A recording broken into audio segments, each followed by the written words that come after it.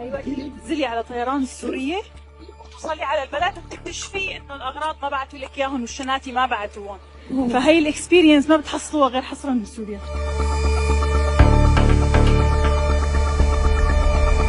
ينزل هلا على الطيران السورية بيحسب حساب انه شناتيه ما لازم توصل، وخصوصي اذا نازل من الشارقة على الشام.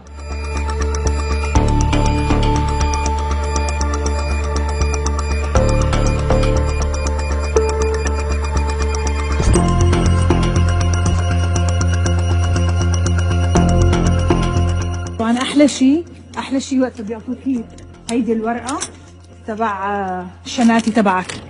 تعال خدها بعد يومين ثلاثه. تفضل. وين؟ بس منين الشكوى؟ جبنا بس الشناتي. هي بس رحلة الشام عشان تروح تجيب شناتيك من المطار. بعد كم يوم؟ 4 أيام لحتى جابوا.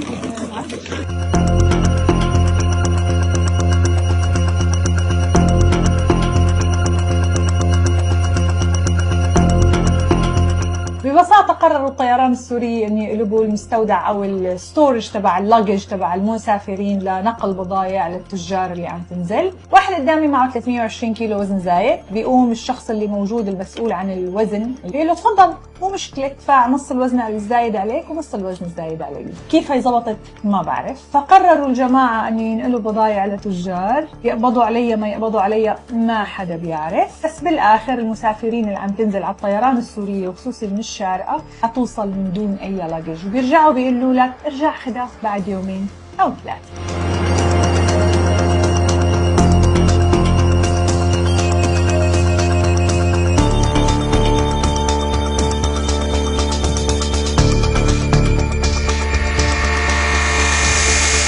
بعد ما وصلت اكتشفت انه الناس صار لها عم تعاني من نفس الموضوع شهور وجماعة ما عم يتغيروا.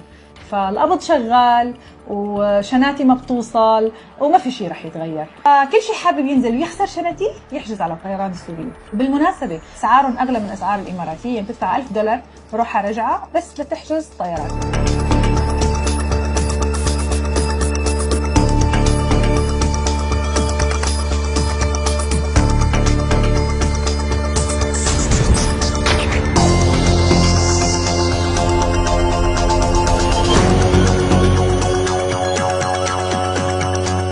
والله العظيم المفروض ما ندفع. تعال والله المفروض. لا حبيبي احنا منطين فلوس ما منطين نوع، احنا جايين من العراق هنا ما جايين نموت.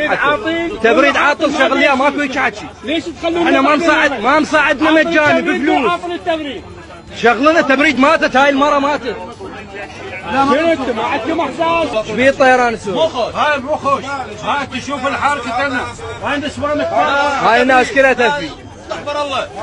تاخير. ما يصير هذا الحكي.